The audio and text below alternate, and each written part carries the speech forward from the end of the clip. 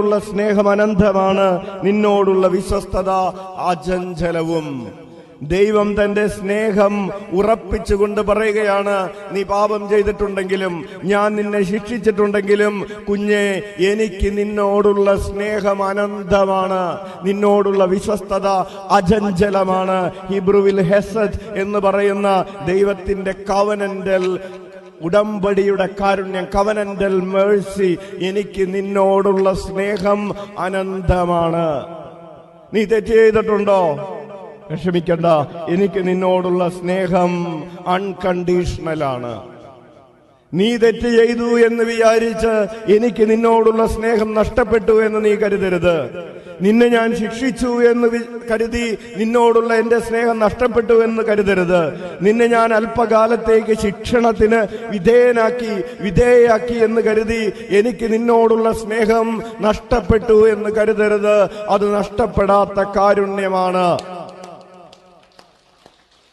അവർക്ക് വിളിക്കാം, ഈശോയേ, ഈശോയേ. നിന്റെ സമ്പത്ത് നഷ്ടപ്പെട്ടു എന്ന് കരുതി, നീ വിവാഹം കഴിഞ്ഞിട്ട് നിനക്ക് മക്കളില്ല എന്ന് കരുതി, നിന്റെ കുടുംബജീവിതത്തിൽ ചില പ്രതിസന്ധികൾ ഉണ്ടായി എന്ന് കരുതി എനിക്ക് നിന്നോടുള്ള സ്നേഹം നഷ്ടപ്പെട്ടു എന്ന് നീ കരുതരുത്.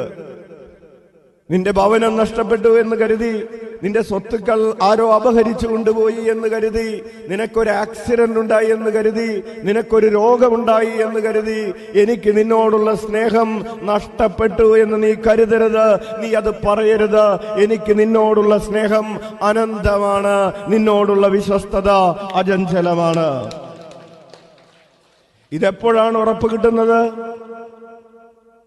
കർത്താവിന്റെ ദിനത്തിൽ നമുക്ക് ഉറപ്പ് കിട്ടുന്ന കാര്യമാണ്. കർത്താവിന് എന്നോടുള്ള സ്നേഹം അനന്തമാണ്. ഇന്ന് നിനക്ക് ആ സ്നേഹത്തെ കുറിച്ച് ഉറപ്പ് കിട്ടുന്നുണ്ടെങ്കിൽ, ഇന്ന് നിനക്ക് കർത്താവിന്റെ ദിവസമാണ്.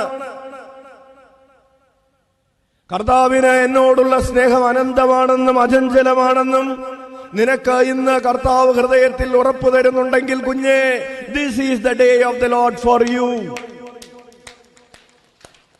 ഉറക്കെ വിളിക്കാം, ഈശോയേ.